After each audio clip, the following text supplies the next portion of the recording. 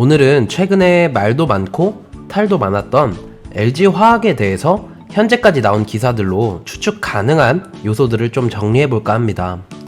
먼저 LG화학을 매수를 했거나 관심 있게 본 투자자라면 잘 알고 계시겠지만 LG에너지솔루션, 즉 2차 전지 파트와 물적 분할을 하겠다라고 발표를 하면서 이로 인해서 주가가 크게 하락했었습니다. 보통 분할이라는 단어 자체가 주는 인식이 따로 나눈다라고 해서 이번에 LG화학이 배터리와 화학 파트가 완전히 나뉠 것이다 라고 생각한 주주들의 입장에서는 굉장히 화가 나는 상황이었지만, 물적 분할이라는 것은 기존 회사가 지분 100%의 새로운 자회사를 만드는 개념이기 때문에 LG화학과 에너지솔루션은 수직적인 지배구조를 띠게 될 것입니다. 물론 이후 새로운 자회사, 즉 에너지솔루션이 탄생한다면 LG화학 자체가 갖고 있는 배터리의 의미는 점점 옅어지겠지만, 그런다라고 해서 본질이 바뀌는 것은 아니죠. 무튼 본론으로 돌아와서 이러한 사실에 노발대발한 개인 투자자들은 주식을 매도했는데 해당 매도 물량을 받아준 건 다름 아닌 외국인들이었습니다. 최근 며칠 동안은 거의 매일 5만 주 이상씩 매수를 하면서 계속 보유 지분을 높였는데, 현재 LG화학의 외국인의 지분율은 약 42% 정도로 지난 9월 15일에 35%였던 LG화학의 외국인 지분이 약 6에서 7% 정도 추가되었습니다. 그래서 어떤 모멘텀이나 이슈 때문에 이렇게 매수를 했나 좀 찾아보니까 이러한 기사가 하나 있었습니다. 현재도 글로벌 전기차 업체로부터 받은 수주 잔고가 많지만 LG화학이 중국향 테슬라 모델 Y에 배터리를 전량 공급하겠다라고 하는 아주 큰 이슈였습니다. 이게 돈으로 따지고 보면 1조에서 3조 원 정도의 규모의 매출을 발생시킬 수 있는 어마어마한 계약건인데요. 사실 그동안에 LG화학에는 신선한 루머가 하나 있었습니다.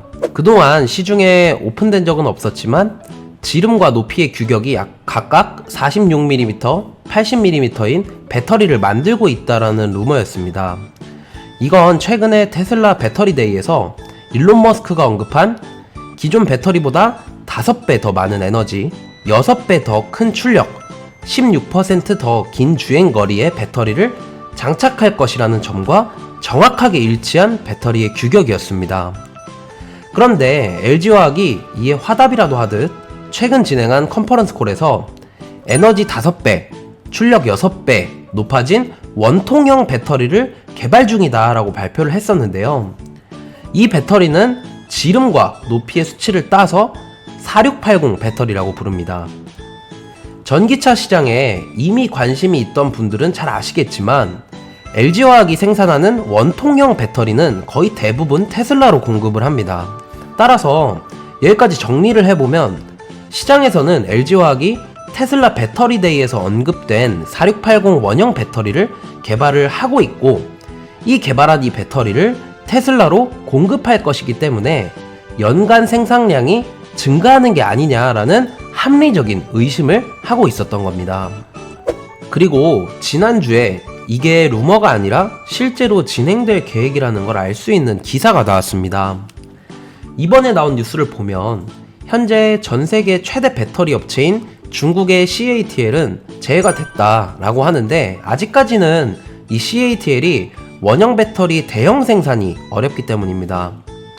물론 나중에 CATL도 해당 배터리를 생산할 수 있는 능력을 갖출 수도 있는데, 지난 테슬라 모델 3의 경우에도 최초에는 LG화학의 배터리가 탑재된 후에 나중에는 CATL의 배터리가 탑재되었기 때문입니다.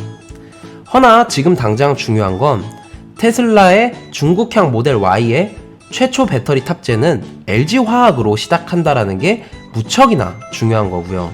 사실 여러분들도 잘 아시겠지만 그동안 중국과 우리나라는 사드 문제 때문에 서로 감정이 뒤엉켜 있었는데요. 그래서 한국산 배터리에 대해서도 노골적으로 차별을 하는 바람에 그동안은 중국에서 배터리 사업을 하는 게 여간 어려운 게 아니었는데요. 그런데 이번 모델 Y 계약건을 통해 LG화학은 테슬라를 이용해 중국 시장을 완전히 개척했다라는 평가도 받고 있습니다. 따라서 외국인 투자자들이 최근에 LG화학을 매수한 데에는 향후 2년에서 3년간은 전기차 배터리 시장을 거의 지배할 수 있다 라고 판단을 했기에 개인들은 팔 때 이걸 사면서 지분을 확 늘린 것으로 보여집니다. 이에 더해서 추후에는 독일에 출시하려는 모델 Y 역시 이 4680 배터리가 장착이 될 것인데, 초기에는 유럽에 있는 테슬라의 공장인 기가 베를린이라고 하는 곳에서 모델 Y의 배터리를 생산한다라고 테슬라에서 발표를 했지만, 현재 이 기가 베를린이라고 하는 공장에서는 자체적으로 10기가 정도의 배터리만 공급이 가능한 상황이기 때문에 이후에 유럽의 전기차 시장이 폭발적으로 증가하는 시점에서는 이 배터리 물량 감당이 어려울 겁니다. 그렇기 때문에 추가적인 배터리 제조업체들이 이 시장에 진출하게 될 텐데요. 아니나 다를까 최근에 LG화학이 폴란드 공장 역시 생산량을 2배로 늘린다는 이야기가 나왔으며, 추가적으로 유럽에 새로운 공장을 건설할 부지도 찾고 있다고 합니다. 이러한 행보는 아마 유럽 테슬라 모델 시리즈의 배터리 공급을 하기 위함이 아닐까라고 예상을 하고 있습니다. 그리고 사실 이번 4680 배터리 생산 수주권은 여러모로 의미가 좀 있는 게, 지난 배터리 데이에서 일론 머스크 CEO가 전원 공급 장치랑 배터리 사이에 탭을 제거한 탭 리스 배터리를 4680 배터리에 선보이겠다라고 했었습니다. 현재 시장에서는 테슬라가 보유한 이 기술 라이센스를 LG화학에게 부여해서 생산하지 않겠냐라는 견해가 지배적인데요. 그래서 이번에 LG화학이 4680 배터리를 생산하게 된다면 아마도 높은 확률로 탭 리스 방식으로 생산을 하지 않겠냐라는 기대감이 있습니다. 사실은 이 역시 아직 확정된 건 아닙니다. 그러나 이러한 사실만으로도 외국인 투자자들 입장에서는 충분히 매력적인 투자 포인트가 될 수 있습니다. 왜냐하면 이거는 고객사인 테슬라가 맞춤형으로 배터리를 생산하도록 요청하는 것이기 때문에 LG화학 생산 공정에 추가로 증설하는 비용을 테슬라가 지급을 해야 하기 때문입니다. 만약 이렇게 되면 이는 전기차 업계 1위인 테슬라랑 전기차 배터리 부분 1위인 LG화학의 커넥션 구도가 장기간 지속될 수 있겠다라고 봐야 하는 거고요. 그래서 투자 방식 한 가지로는 이 테슬라가 LG 에너지 솔루션의 지분을 약 10% 정도 인수하겠다라고 하는 방안도 고려한다는 얘기가 있었습니다. 최근에 물적 분할 이후에 LG화학을 바라보는 시선이 안 좋아졌고, 국민연금 역시 분할 반대표를 행사했었지만 외국 언론에 따르면 LG화학의 물적 분할 자체에 대한 부정적인 시선들은 찾아볼 수조차 없었습니다. 기업을 알고 뉴스를 보지 않고 뉴스를 먼저 보고 기업을 바라보니 생기는 문제인 것이라고 생각합니다. 현재 국내 코스피 시장을 보면 코로나 이후 차세대 주도주는 과연 누가 될 것인지에 대한 의견이 분분합니다. 특히 최근 국내에서도 한국판 뉴딜 정책과 밀접한 관련이 있는 기업들과 연계한 BBIG 상품을 출시했는데, 배터리 부분에서 LG화학은 단연 대표 기업으로 분류가 되고 있습니다.